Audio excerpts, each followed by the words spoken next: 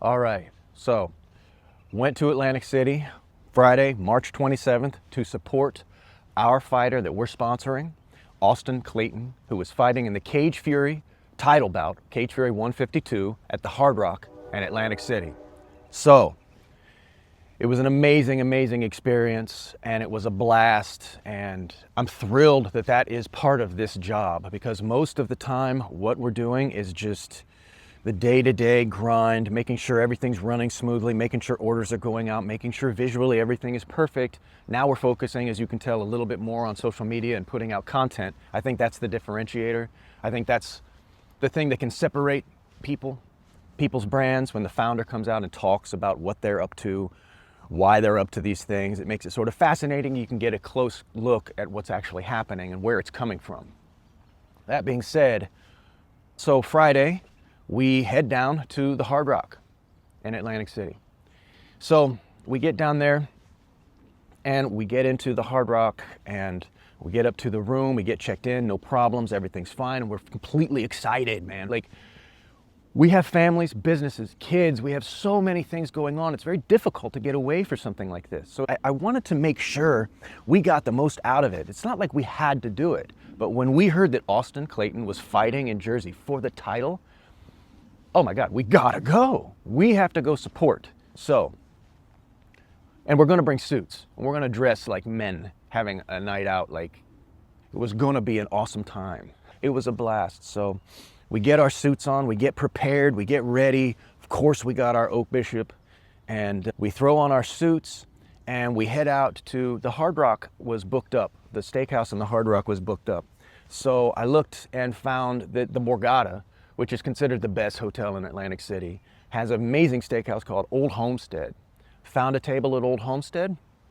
It was slammed, it was packed, but booked a while ago, got the table, and my goodness, I can't say enough good things about this restaurant. The steak was a dinosaur steak. It was massively big, amazingly good. Crushed that steak. I always get like a side of some steamed spinach or something like that, and it was amazing. Perfect way to start the evening off. Friendly people all around. The waitstaff was incredible. It was just a great restaurant. Highly recommended. Old Homestead in the Borgata. Now it's raining outside, so we're walking out of the Borgata, getting wet in the rain, and cabs are easy to get, and you're just kind of flying back and forth between the hotels. It's not a problem. And we get back to the Hard Rock, and now the fights are on. The fight started at 7. Dinner was at 6. Fights started at 7. We were a little late for the fights. Everything was kind of going while we were there. Place was packed. We had great seats. Walking to the seats, we come through the security. No problems. Everything was very well run. Hats off to the Hard Rock. And get to our seats, and the place is just magic, man. I mean, just amazing. It was a smaller thing, so I've been to some fights at like Madison Square Garden. I've seen some of these bigger events, like the smaller ones, and I wouldn't call this small, thousands of people there. But Cage Fury was a perfect size, because no matter where you sat, you're getting just an amazing seat for the fights. Really well run. And these fights were flying by. Everybody was getting first round finishes. People were getting smashed out really quickly. And then it's Austin's turn, and this kid's ready. Fight kit looking just sick. He's just primed, ready to go. I've been following him, and I know how hard he's been training for this. I just know that he's got this in the bag. The kid's got a D1 wrestling background. He's a savage in there, just unrelenting. We think he's going to rely on his wrestling, and he's going to win. In MMA, often the wrestlers take it. So that's what we hope for. It went 5 rounds, all of them. Austin controlled him the whole time with the wrestling, and it is what it is. Unfortunately, it didn't go our way. The judges saw it differently, even though Austin pretty much controlled the fight the entire time, but it looked like he had won. We were confident as we were watching it, and it just didn't go that way. So my hat's off to him, and really proud of his effort, and still thrilled to be working with him. And I know he's going to make it. I know he's with the right people, and he just needs that extra push. And that brings me to the next part of this video. Is I want to just quickly touch on setbacks.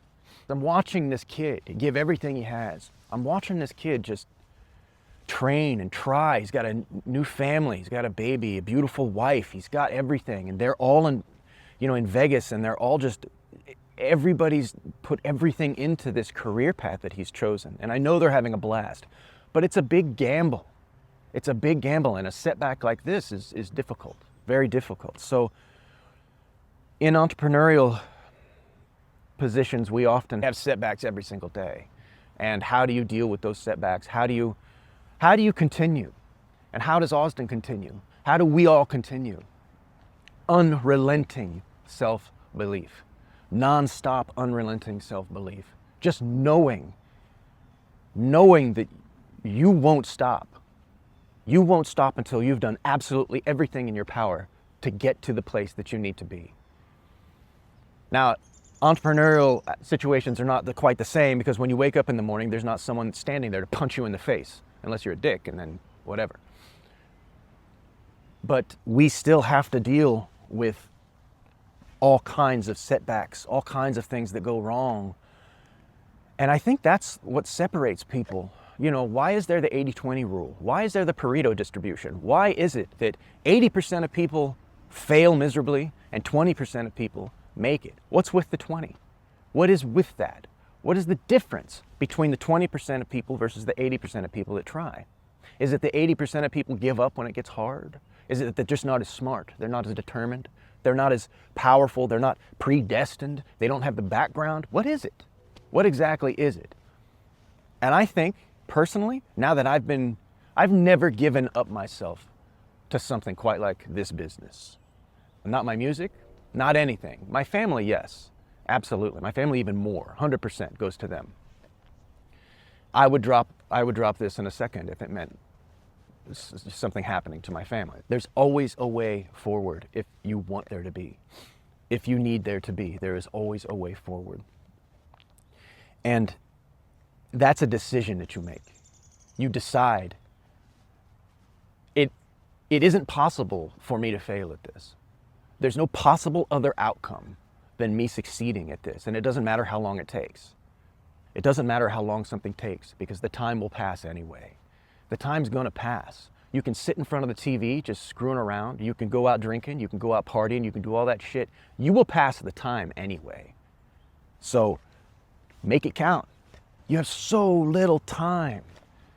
Make it count. That's so much about what this brand is about and what I'm trying to accomplish, what we're trying to say, why it's great to partner with somebody like Austin who's willing to give up everything. Fighters give up more than any other athlete, because you can lose your entire future doing that. You're not going to lose that in basketball, you know, maybe football, maybe.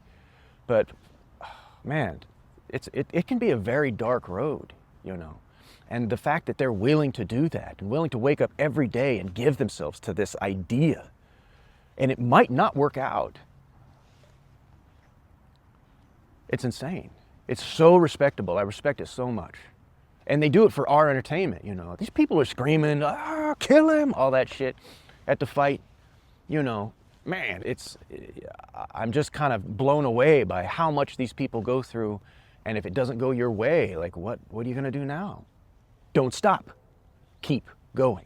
You can make it happen. You can. And that's the same thing as our brand. And that's what the name means. Oak, Bishop. That's who you are. You won't stop. You're hard like an oak. And you're determined to stay like the Bishop. That's what the brand is all about. That's all it is. I know that sounds kind of crazy for skincare. Like, bro, it's a skincare. That's how much I believe in it. That's all. That's how good the products are. That's how good the packaging is. That's how much the shipping matters. That's how much customer service matters. It all matters. Like, I take so much inspiration from fighters, crazy entrepreneurs that are just unstoppable in their pursuit of greatness.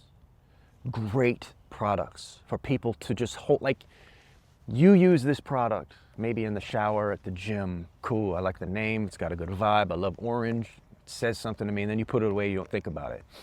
But for us, this is what we've thought about it for thousands and thousands of hours, to make it exactly right and to present it to you in the exact right way. And that's what we're supposed to do, and that's what a brand that succeeds should do. That's the 80-20. We're in the 20. We're gonna be in the 20. It's so early now, but there's no possible other outcome than to be in the 20. The Pareto distribution is in our favor, in your favor too. That's what this brand is all about. Every brand now can be that way. Everything you do can be that way, from your fucking breakfast cereal, to your toothbrush, to your English muffins, to whatever, man. It can all be that way. That's how open-ended things are now. We're not locked to the TV.